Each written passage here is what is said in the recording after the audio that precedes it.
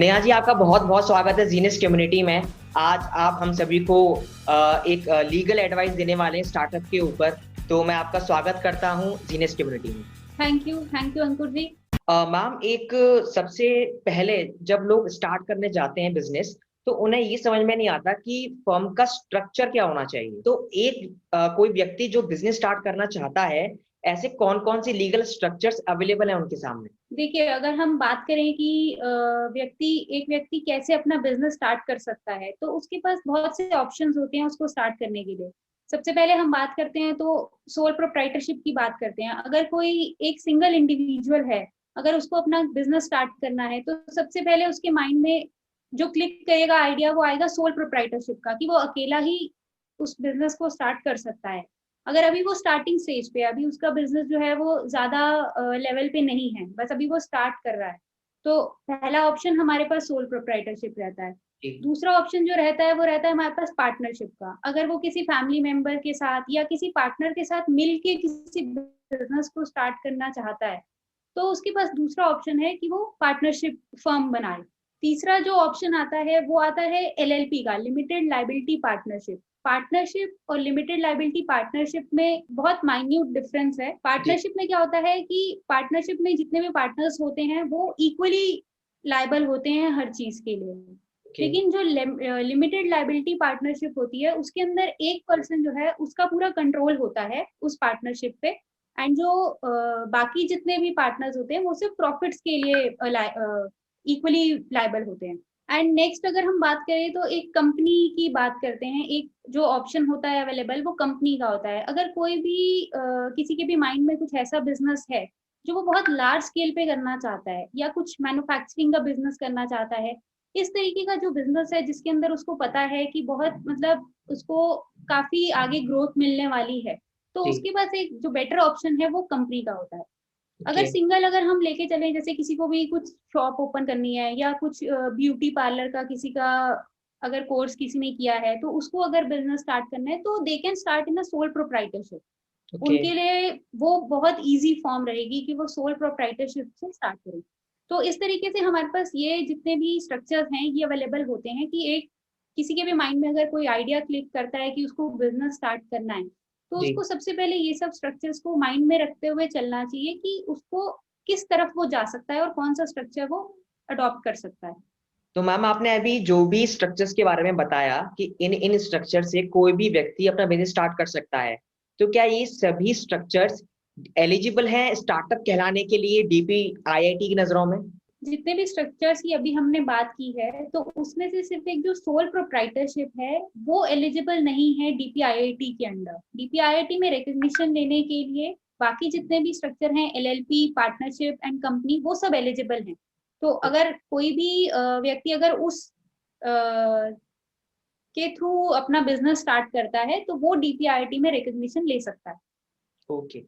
तो मैम, जैसे कि बहुत सारे स्ट्रक्चर्स आपने बताए, एक सोल प्रोप्राइटरशिप को छोड़कर बाकी सारे स्ट्रक्चर्स एलिजिबल हैं। तो इनमें से इन सबके कोई ना कोई बेनिफिट्स भी होंगे, कोई ना कोई ड्रॉबैक्स भी होंगे, पर्सन टू पर्सन ये वेरी करता है। तो जो भी हाँ, मेरे व्यूअर्स हैं, इन लोगों के लिए क्या आप बता सकते हैं कि इनका मतलब सभी का ये फायदा है और ये नुकसान है, ताकि जो भी लोग इसको देख रहे हैं वो इजीली इस चीज को समझ सकें कि उन्हें किस लीगल फॉर्म में अपना स्टार्टअप शुरू करना है? देखिए, अगर हम प्रोप्राइटरशिप की बात करें, सोल प्रोप्राइटरशिप की, तो वो स्टार्ट करना तो बहुत इजी है, कोई भी उसको स्टार्ट कर लेगा क्योंकि एक सिंगल पर्सन की रिक्वायरमेंट है उसमें।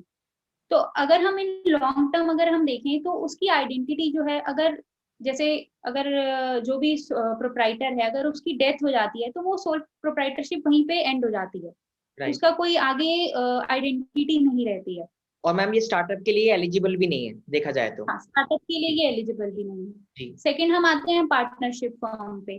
पार्टनरशिप फर्म में अगर हम देखें तो वो भी इजी है स्टार्ट करना, कि दो पार्टनर्स, दो मेंबर्स या दो पार्टनर्स जो भी हैं, जैसे भी चाहते हैं अपना बिजनेस स्टार्ट करना, वो स्टार्ट कर सकते हैं। लोन की जो बैंक से लोन्स मिलते हैं, फाइनेंस रेज करने में थोड़ी सी पार्टनरशिप फर्म्स को डिफिकल्टी आती है।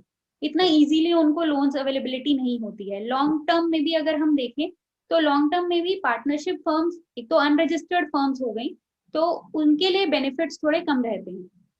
थर्ड हम बात करें एलएलपी की, लिमिटेड लाइबिलिटी पार्टनरशिप की। वो भी सेम एज अ पार्टनरशिप ही होती है, बस ये होता है कि लिमिटेड लाइबिलिटी में जैसा मैंने बताया कि एक पार्टनर जो है उसका ही पूरा कंट्रोल होता है, बाकी पार्टनर जो है वो तो प्रॉफिट शेयर करते हैं। तो ओके। जो भी डिसीजन रहता है दूसरे पार्टनर्स का वो सब मिलके लेंगे, लेकिन वो अफेक्ट करेगा पूरी पार्टनरशिप फर्म को। तो ये कहीं ना कहीं डिसएडवांटेज इसमें भी रहता है।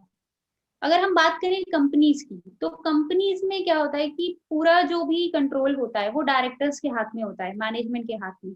जो कंपनीज होती हैं जैसे स्टार्टअप इंडिया की अगर हम बात करें, तो डीपीआईटी में अगर हम रजिस्ट्रेशन लेने जाएं तो उनको इजीली अवेलेबल हो जाएगा, उनको कोई इशू नहीं आएगा, कोई भी अपनी स्टार्टअप अगर स्टार्ट करता है। लोन्स की अगर हम बात करें, फाइनेंस रेज करने की, तो वो भी उनको इजी अवेलेबिलिटी होगी बैंक्स में, उनको उसमें भी कोई इशू नहीं आएगा। प्लस जो कंपनी की आइडेंटिटी होती है वो कभी खत्म ही नहीं होती है। अगर जैसा कि हम एक फ्रेज यूज करते थे पहले जब हम पढ़ा करते थे, मेंबर्स में कम एंड मेंबर्स में go but the company goes on for ever.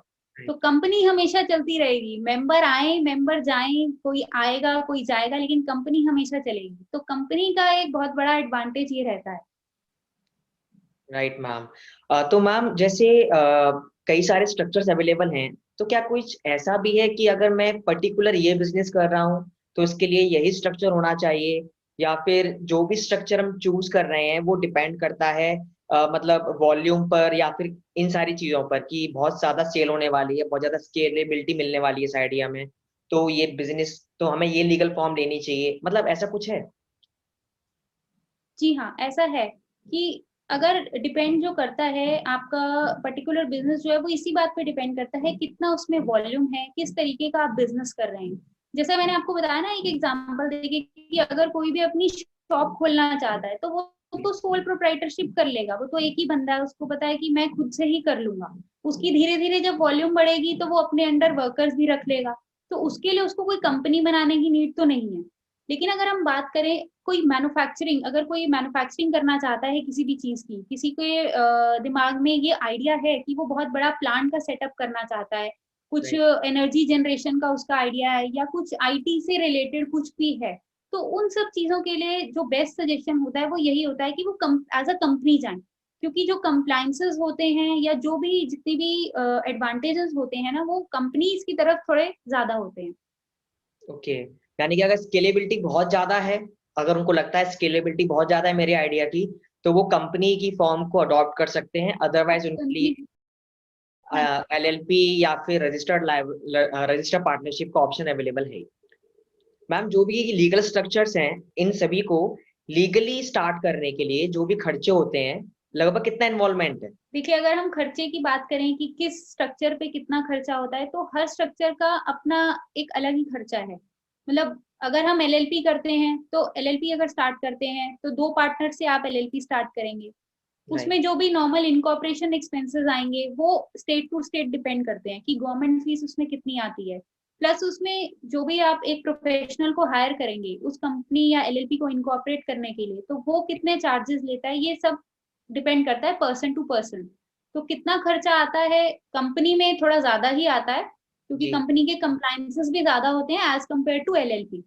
But जो बेस्ट एडवांटेज होता है वो इन फ्यूचर अगर हम देखें, इन लॉन्ग टर्म हम देखें, तो जो एडवांटेजेस कंपनी के पास हैं उससे रिलेटिवली लेस कंपेयरली उस एलएलपी के पास है। तो यानी अगर खर्चे की अगर हम बात करें तो कोई फिक्स खर्चा नहीं होता इसमें।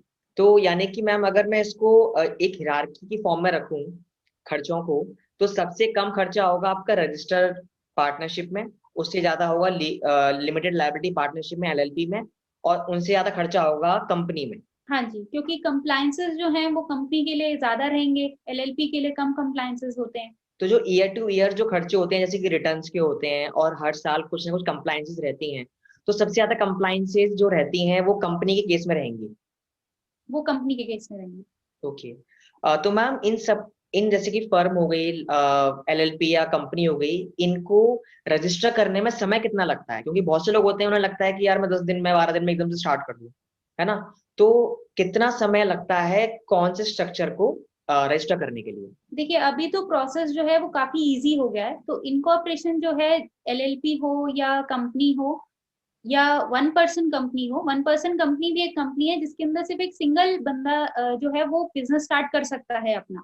उसको किसी और की नीड नहीं है, बस उसको एक नॉमिनी अपॉइंट करना होगा। इन केस अगर उसकी डेथ होती है तो वो नॉमिनी जो है वो शेयर होल्डर बन जाएगा। तो ओके अगर हम 1 पर्सन कंपनी की बात करें, एलएलपी की बात करें या नॉर्मल कंपनी की बात करें, एक प्राइवेट कंपनी की, तो जितने भी इनको टाइम फ्रेम जो है इनको इनकॉर्पोरेट करने का कुछ ज्यादा लंबा टाइम नहीं होता है। एक बार डॉक्यूमेंट्स रिसीव होने के बाद आप मैक्सिमम इसको 1 वीक का टाइम लेके चलें कि मैक्सिमम आपके 1 वीक में ये इनकॉर्पोरेट हो जाती है। ओके अगर हमारे डॉक्यूमेंट्स हमारे एंड पे या क्लाइंट के एंड पे कंप्लीट हैं, हम उसको सबमिट कर रहे हैं ऑन टाइम, तो सबमिशन की 1 वीक के अंदर ये इनकॉर्पोरेशन हो जाता है।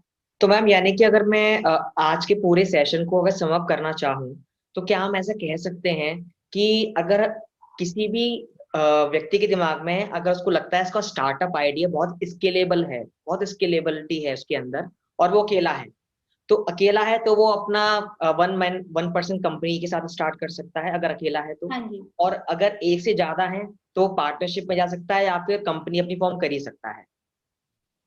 जी बिल्कुल। और अगर कंप्लाइंसेस के बेसिस पे अगर बात करना चाहें और खर्चों के बेसिस पे बात करना चाहें तो सबसे ज्यादा खर्चे कंपनी के केस में होते हैं और उनसे कम रजिस्टर पार्टनरशिप या फिर लिमिटेड लायबिलिटी पार्टनरशिप में। जी जी बिल्कुल। ओके तो नेहा मैम आपका मैं फिर से आपको बहुत बहुत धन्यवाद देता हूँ कि आपने आज टाइम निकाल कर हम सभी लोगों को वो सारी चीजें दी हैं जिनके लिए ना आप चार्ज करते हो, है ना। ये प्रोफेशनल फीस लगती है इन सभी चीज़ों के लिए, और आपने आज बहुत सारे लोगों का मतलब भला किया है। मैं ऐसे ही कहूँगा कि सारी चीज़ें फ्री में अवेलेबल होना एक बहुत बड़ी बात है। तो नेहा मैम आपका बहुत बहुत स्वागत करता हूँ, दोबारा से धन्यवाद देना चाहता हूँ कि आप जीनियस कम्युनिटी में आए। Thank you ma'am. Thank you so much Ankur ji कि आपने मुझे इनवाइट किया इस सेशन के लिए।